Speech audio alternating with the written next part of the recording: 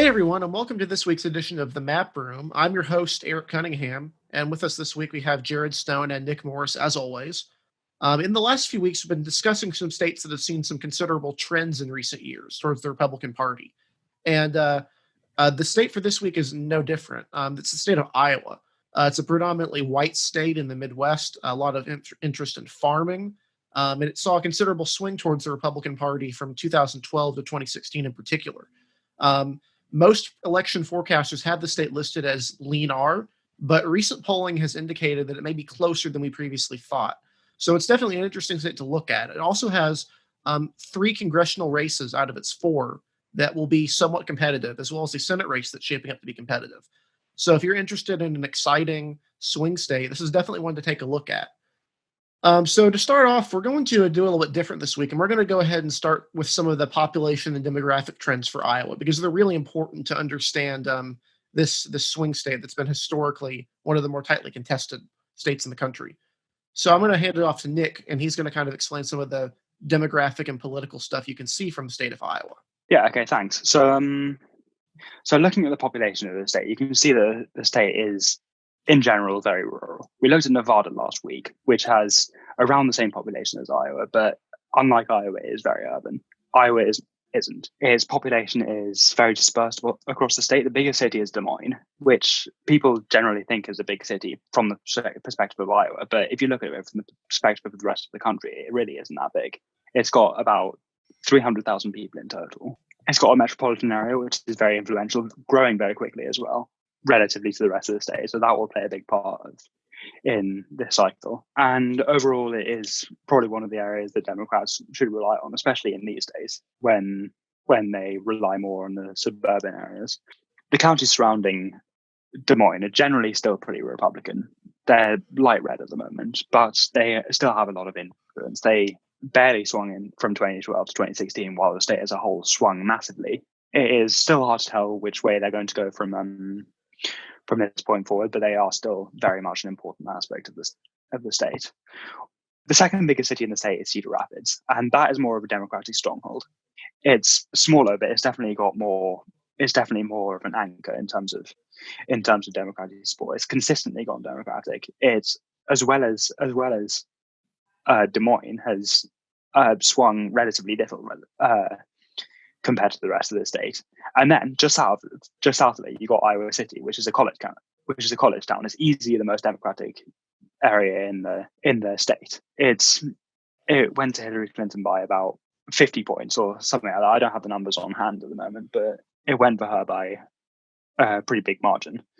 And that area, the Johnson and Linn counties, they are generally the most Democratic areas in the state, and they're places that Democrats will need if they want to win statewide.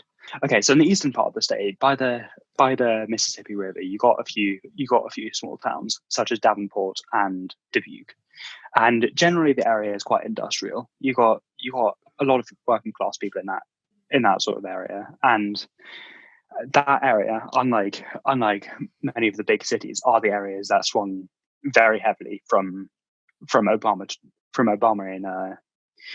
in 2012 to Trump in 2016. You got a lot of Obama-Trump counties in this area. You've also got a lot of Obama-Trump counties generally in eastern Iowa, sort of the area east of Des Moines, and those are what made the state swing so drastically from that in that time. And so definitely, if you look at eastern Iowa in particular, that's the area that has seen the most tremendous swing, as Nick said, from the Democratic Party to the Republican Party. And this swing is apparent if you take a look at the maps that are available here. So this is the 2008 election. Barack Obama managed to win the state by a very large, considerable margin after George Bush narrowly carried it in 2004. You'll notice how deep blue eastern Iowa is here. And also the two counties I mentioned before, Linn and Johnson, very blue, the bluest counties in the state right here, 60 to 70% Obama counties. You'll notice the Republicans are the strongest in northwestern Iowa, specifically Sioux County, which is an important county that we'll mention later when we discuss some of the congressional races. So that's the first one of these races here. Now, 2012, you'll notice the swing is mostly in western Iowa. So you'll see a lot of those counties. You look from here to here. You see how many of these counties in western Iowa swung back towards the Republican Party. This is a closer election. It was still left of the country if you look at the vote, but it's very close to the national vote. And it was still pretty well contested. Romney managed to do better in some of the rural areas out to the west, specifically in the northeastern corner and some of the areas around Des Moines. Now, if you'll go to 2016, you'll notice how very different the state is. It's basically been stripped of all of its blue. Obviously, northwestern Iowa remains the Republican stronghold, but pretty much everywhere outside of the big cities have problems. You'll notice Dubuque here is red. Um, Des Moines is not the Des Moines area is still relatively blue, but it's a lot closer than before. But you will notice Lynn and Johnson counties in particular are still Democratic, stronger areas than the rest of the state. And this was a considerable win for Donald Trump. So in 2008, Barack Obama managed to win the state by around 10 percentage points. You look at 2016, it was the exact opposite. Donald Trump managed to win by around 10 percentage points. And this is the reason why Iowa has been considered to be leaning Republican, even if the country is going for the Democratic candidate. This is such a large margin of victory that people assumed that it was unshakable advantage. So recent polling has indicated that Iowa could be actually more competitive than we previously thought. Specifically, Joe Biden is a stronger candidate among working class voters, the type of people that dominate eastern Iowa. These are the people who have voted for Democrats for quite a while in their congressional races, but have turned to Donald Trump and the Republican Party in recent years. So even though this 10-point margin of victory seems pretty impressive, if you actually look at the numbers, it's actually far closer to a toss-up race, at least in the minds of Elections Daily, where our editorial team has listed the race that leans Republican. And I'll go ahead and show you also, while we're here, some of the congressional districts. This is kind of an important one to look at if you're looking for the 20, just kind of looking at the political trends, right? So Iowa has 4 congressional districts, down from 5 in the previous cycle. The first district is centered in has Dubuque, Cedar Rapids, Cedar Falls. It was represented by a Republican until recently, but it is a competitive district. The second has been historically the more Democratic of the districts. Iowa City, Dave Lobisak has been very popular here, but he's retiring, which has left the seat open in recent elections. The third district as well has Des Moines and some of the suburban counties. And then the fourth is the most rural and has the most farming areas, has Sioux City, some of the other areas, Sioux County. It's a very Republican district. It was the only district in the state to vote for Mitt Romney in 2012, and it voted for Donald Trump by the largest margin of any congressional district in Iowa in 2016. He won it by double digits while winning the other 3 congressional districts by around 3 to 4 percentage points. Recently, the third has actually been the better bet for Democrats. Although it was more Republican in 2012 than the other 2 districts in the East, the suburban nature of the district, having Des Moines and having some of those counties, had made it a less appealing target for Republicans. So we'll go ahead and start with the 2012 election. So this was a split cycle. Going from 5 congressional districts to 4 meant that some of the candidates were forced into a single election. And so it went from a 3-2 Democratic advantage to a 2-2 Democratic Republican split. So you'll notice out in the East, those 2 districts went for Democrats by considerable margins, double-digit margins, while the other 2 districts in the West went for Republicans by smaller margins. Even the fourth, which was still fairly conservative at the point, only went for Steve King, the incumbent representative, by 8 percentage points. The third district as well, that was 2 incumbents that were drawn into the same seat, and the Republican managed to prevail even as Barack Obama won the district by several percentage points. 2014 proved to be a better cycle for Republicans. So you'll notice they managed to flip the first congressional district. Rod Blum managed to win the seat by a little over 2 percentage points.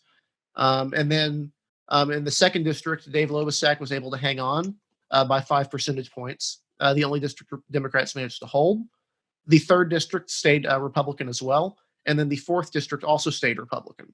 So you'll notice this one went from an 8-point race to a race that was decided by, a large margin. And the third district also continued to stay Republican by over 10 percentage points. Going into the 2016 election, You'll notice the map stays pretty much the same. The first district wasn't especially close. Rod Blum outran Donald Trump in the district. The second district was also a little bit competitive, but not as much. You'll notice it was still decided by high single digits. And then the third and the fourth districts, of course, were decided again by or double digits, considerable Republican margins. Now, the fourth district is oddly enough one that people have been paying a lot of attention to, and you might ask yourself why. Steve King was a Republican representative. He's been there forever, as well established in his district. But he has a history of anti-immigrant rhetoric and some particularly concerning comments about white nationalism. So going into the 2018 election, every single district in the state was actually competitive. Going into the 2018 election, every district in the state of Iowa was competitive to a degree, which is unusual for a swing state. So you'll notice here, Democrats managed to win back the first and the third district. In the first district, Abby Finkenauer won by a pretty solid margin against Rod Blum, who was kind of left for dead by the Republican Party. In the second district, Dave Lobasak was able to win by double digits. The third district, Sidney Axne, was able to win this district narrowly by 2 percentage points, under 50% of the vote, against David Young. And then in the fourth district, Steve King narrowly overcame J.D. Schulten, who was able to run a spirited campaign against him, primarily because of some very concerning comments that Steve King had made that has made Republicans effectively disown him as a candidate. This is, in fact, the reason why all of the districts were being looked at in 2020. So going into 2020, Dave Lobasak decided to retire. So this left the second congressional district open. Additionally, Republicans, hoping they would win statewide, would hope they would win the first and the third district. So you'll notice these. I switched here from a county map to a ratings map. These are the ratings Elections Daily currently rates all the districts at. The first district is home to by far one of the best Republican recruits in the country, Ashley Hinson. She's a former news anchor, was elected in a Clinton district in a bad year for Republicans. So she's generally a very good candidate. But Abby Finkenauer is also a very good candidate. So this is one of the more competitive districts in the country. In the second district, Republican hopes were kind of dashed when they nominated Marionette Miller Meeks, who lost to Dave Lobasak in 2014 and generally isn't considered to be a great candidate. We have this district that leans Democratic. In the third district, we have a rematch between Sidney Axne and David Young. Obviously, a rematch. There's some certain dynamics here, but this is the least Republican of the districts in the state at this point. If you look at the 2016 results, so we've generally presumed Sidney Axne has a fairly solid chance at re-election. The fourth district has a new Republican, Randy Feenstra, who managed to win the primary against Steve King, primarily due to the strength of those strongly Republican counties in northwestern Iowa. Sioux City, he did extremely well in those areas where he represents as a state senator. And because he won the race, this district is so overwhelmingly Republican that it's not competitive unless you have a horrendous candidate like Steve King running. So that's kind of the state of Iowa's congressional races going into the 2020 cycle. It's unusual that every district in the state has been competitive at some point in this decade. And it will be interesting to see how the districts are redrawn. As we'll discuss later, Iowa has some unusual rules regarding redistricting compared to other states. But there's also other races that are competitive, and there's been competitive races recently. So I'm going to throw it over to Jared Stone, who's going to kind of explain to you some of the recent results at the state level that we saw in the 2018 and 2014 elections. Yeah, so the first thing I'm going to go over after I share my screen here is actually the Senate race back from 2014. Now, this is one that obviously happened a while ago, and so the incumbent, Joni Ernst, who won that race 6 years ago, is going to be up for re-election this year. Just going back to there, it shows some interesting trends and demographics in the state. You can see here on this map from the New York Times that Joni Ernst won by a considerable 9-point margin. This was very similar to Trump's margin 2 years later, where he won the state by 9 to 10 points. But you can see here that some of the dynamics are actually a little bit different and are somewhat archaic, meaning that they don't really stand today. You can see that Bruce Braley, who actually used to represent the first district right over here before he retired to run for the Senate, you can see that there is some lingering ancestral blue strength here. Some of them were rural counties like Worth County, Howard County, and then some of the cities that line along the Mississippi River did give more support to Bruce Braley than they did to Hillary Clinton 2 years later. You can see very strong Democratic support in cities like Cedar Rapids and Iowa City. Obviously, Des Moines was also strongly Democratic. But you can also figure out from this map that on the flip side, there was more Republican suburban support even in 2014 than there was in 2016. And one county that I want to highlight here is Dallas County. Dallas County is a collar county of Des Moines, so it's a collar county of Polk County. It went for Trump by around 10%. This is down from Romney's margin. We can see here that Joni Ernst won this by over 20%. So it's pretty demonstrable strength here with Republicans, and it's not something that we're necessarily going to see today. And some of the issues with Republicans in the 3rd district, which is over here, and one of the reasons why the 3rd district is seen as the most elusive for Republicans nowadays is because these collar counties, these suburban counties that line Polk County, have gotten more Democratic and have trended more Democratic recently as compared to the rest of the state. So with that finished, I'm going to now go to some of the other state elections, particularly the governor's races, and take you a little bit through the history of governor's races in modern history in Iowa. So the first one I want to highlight is actually the most recent. I'm going to go in reverse chronological order. In 2018, we had what was supposed to be a very competitive governor's race in Iowa. You had Kim Reynolds, who used to be a lieutenant governor, but actually ascended to the governor's position when Terry Branstad, who used to be governor, was put into Trump's cabinet as an ambassador. And she ran a campaign against Fred Hubbell, who was a businessman in Iowa. This was seen as supposed to be a very competitive election. It was ranked as a toss-up by Real Clear Politics, as you can see. And in fact, as you can see from some of the polling here, Fred Hubbell was seen as having a slight advantage in the race. However, what happened was that the Republican Kim Reynolds ended up winning by a few points. And so I want to show you now some theoretical maps I made, not as any sort of theoretical congressional districts, but just to show you some of the trends and some of the results from the 2018 race. The first one here, I want to highlight some of the support with Kim Reynolds throughout Iowa here. And so I made 4 districts here. And these would not work in real time just because of the county rule, meaning that these split up counties, and so they would not work as potential congressional districts. But I wanted to make an urban vote sync district here just to show you the fact that Kim Reynolds was able to win because of sizable rural support around the rest of Iowa.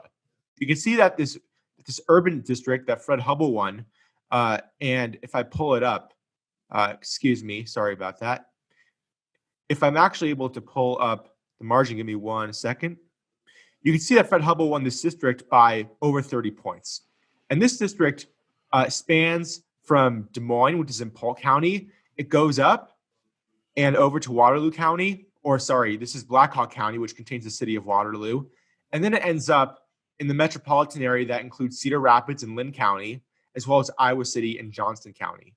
And so these are, as we mentioned, the havens of Democratic support in the state. But Kim Reynolds was able to win basically everywhere else. She was able to win in the northwest part of Iowa because of a sizable and insurmountable lead in places like Sioux City, which Randy Feenstra was also able to use to win his primary in 2020. You can see support in southern Iowa, especially in places like Council Bluffs, right outside of Omaha. What we can also see is that this area, which was friendly to Bruce Bailey in 2014 and was also very friendly to Barack Obama in 2008 and 2012, has become much more Republican lately. This area is known as the Driftless area. It extends not only in Iowa, but also into Minnesota and Wisconsin. It has trended highly Republican in recent years, with the one exception of Rochester, Minnesota, which is right over here, which is more college educated. It's home to the Mayo Clinic, but we talked about that in a previous episode. But this is an area that's going to hold some serious Republican support for the years to come. And that is why Democrats can no longer harbinge their bets on having support around here. They need to really run up the score in the main cities like Des Moines, Iowa City, and Cedar Rapids, as well as some of the smaller cities like Waterloo around here. Another map just to show some of the support here. This is also showing the margins in the 2018 gubernatorial race. What we can see here is a little bit different. You can see here that Kim Reynolds was able to win, not by winning every single congressional district, not by even winning a majority of them. In fact, in this map, which is actually a theoretical map for post-2020, Kim Reynolds was able to win the state by winning 1 out of the 4 congressional districts. This is pretty remarkable. And we don't really see this a lot in a lot of states where the where you can win the state by winning a minority of districts.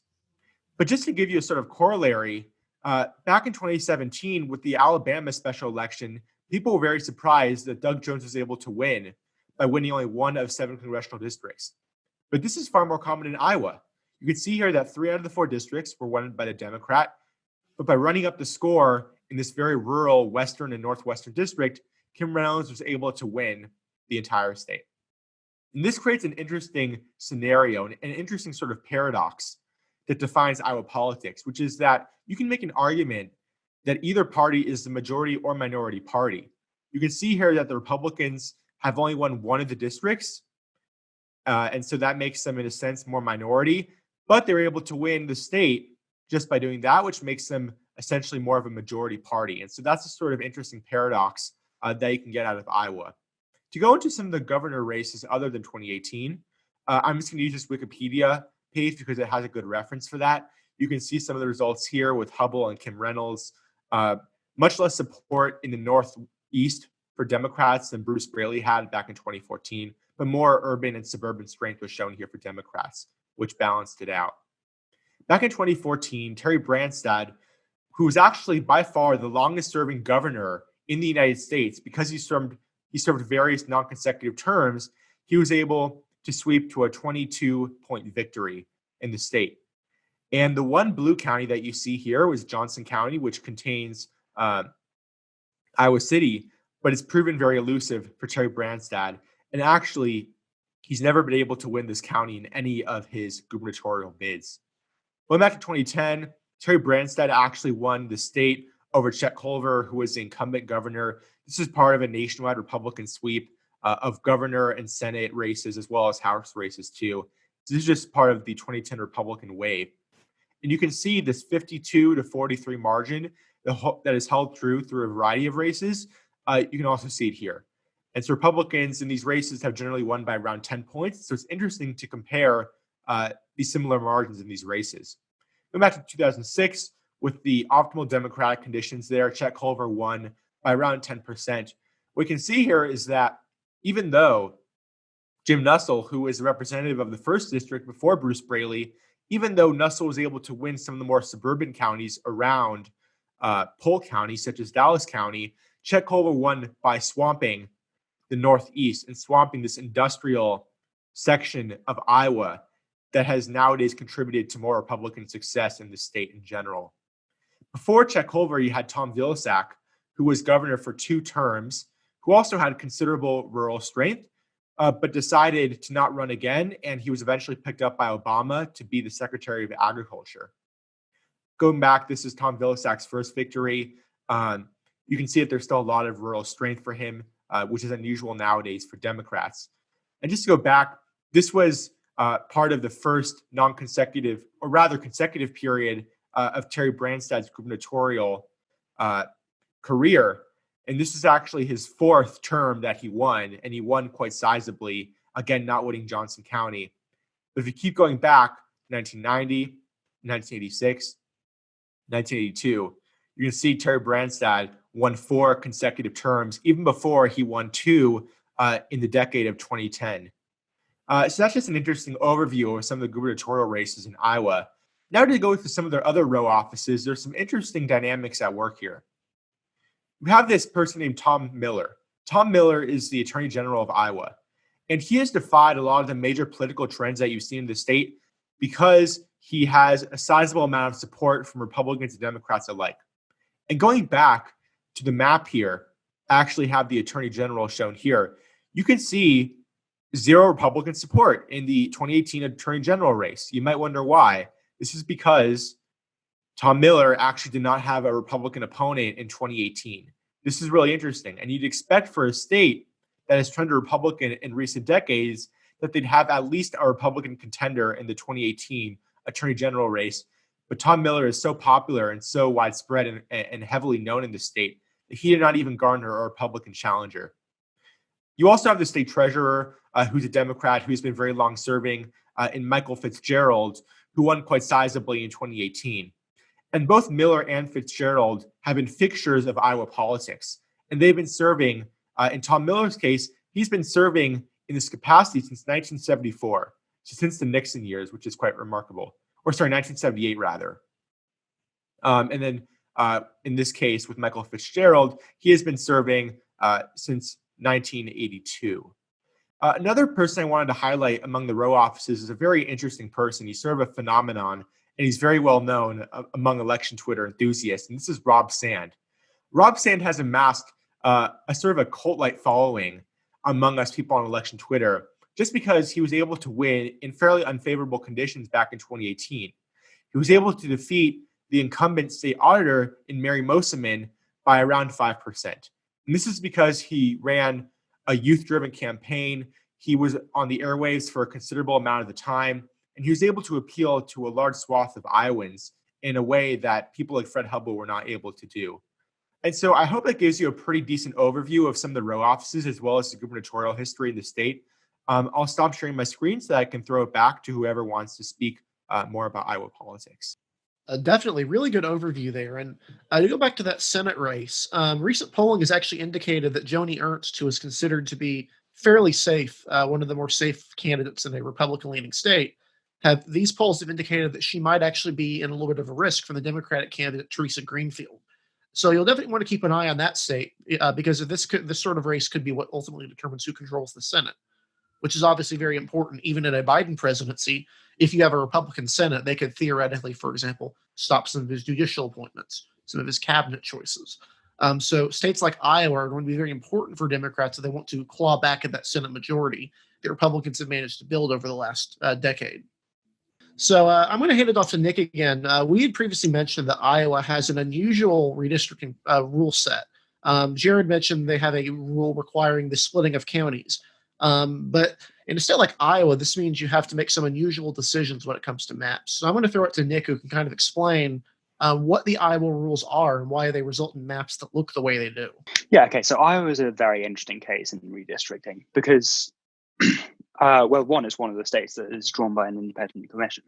It's a commission of 5 members, 1 member by selected each the majority and the minority of the Iowa State Senate and the Iowa State House of Representatives.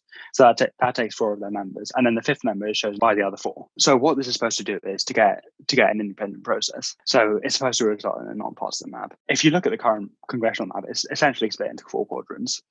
The first is a northeastern district, second is a southeastern, third is a southwestern, and fourth is a northwestern. So it's very easy to remember which one's which. But actually, if you take a deep dive into these districts, you'll find that they don't represent the community of interest perfectly. If you look at the 3rd district, it goes from Des Moines to Council Bluffs, which takes in essentially 2 metropolitan areas. It takes in Des Moines and it takes in the Omaha area, which includes Council Bluffs.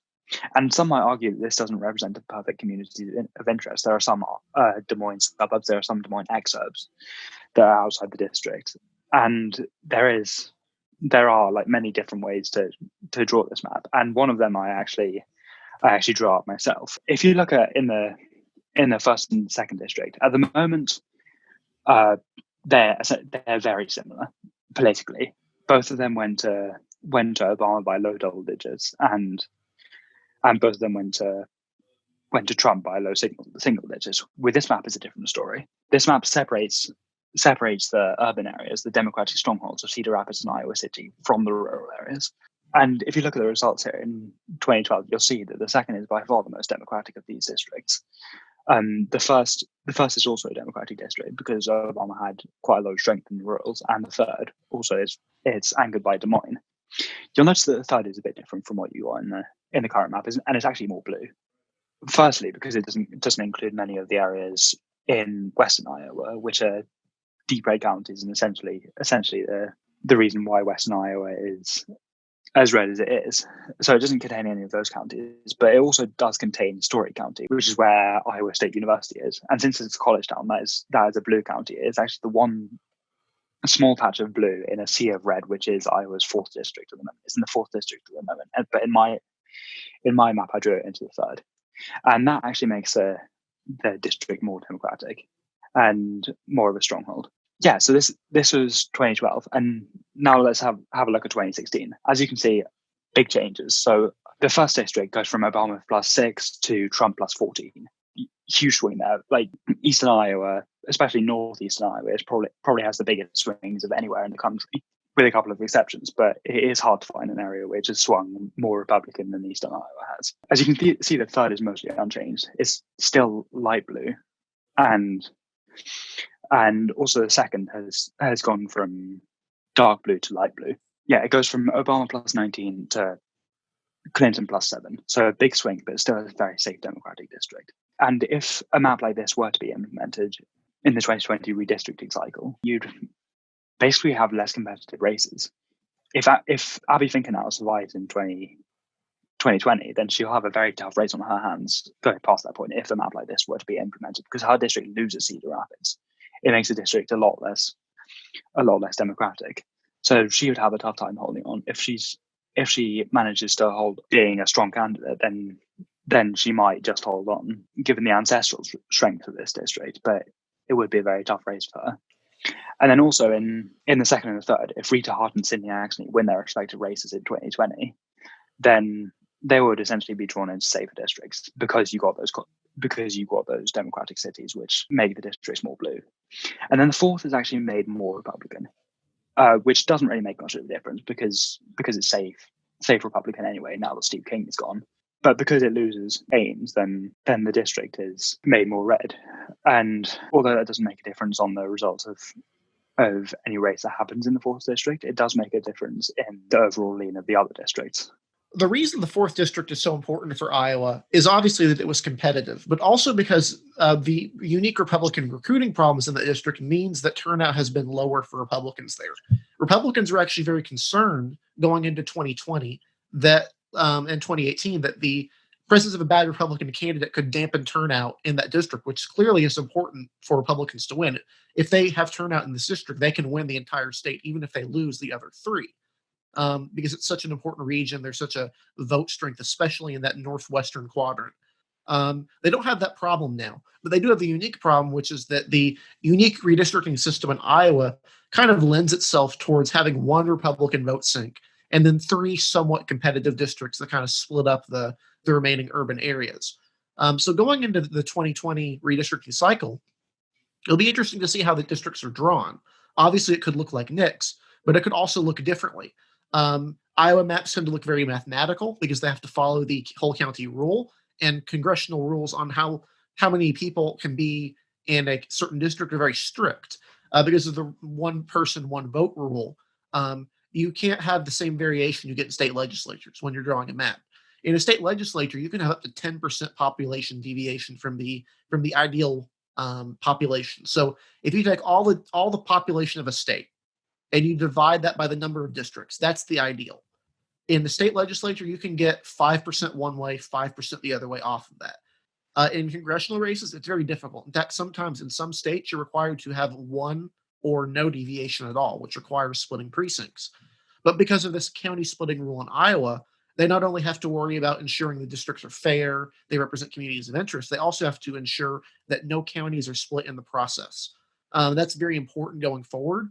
And it's very important when you have such an urban-rural divide in Iowa that means that some of those urban districts are going to stretch out a little bit more than they might otherwise would.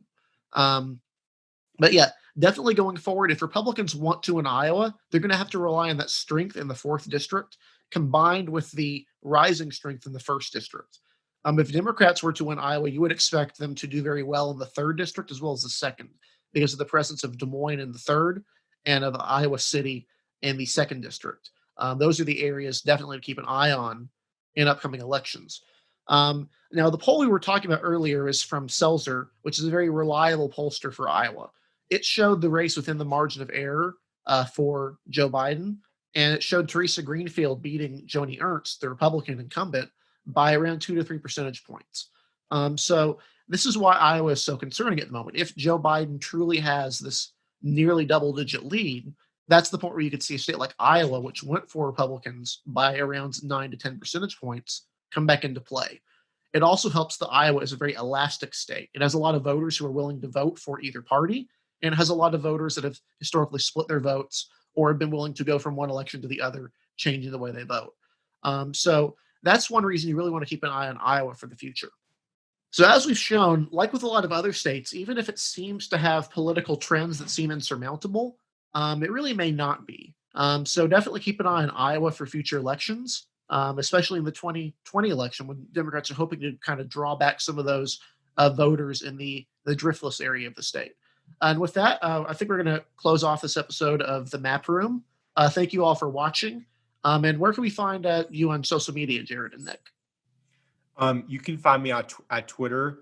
At JStonePolitics is my Twitter handle. You can find me on Twitter at TossUpReport. That's my handle. And you can find me on Twitter at DCunningham2. You can also find all of our articles at Elections Daily. That's elections-daily.com. And on Twitter, that's elections_daily. We've got a lot of stuff there. And there's definitely going to be more in the future. So check out some of our articles if you want to get an eye on that. And so thank you for watching, and we'll see you on next week's episode of The Map Room.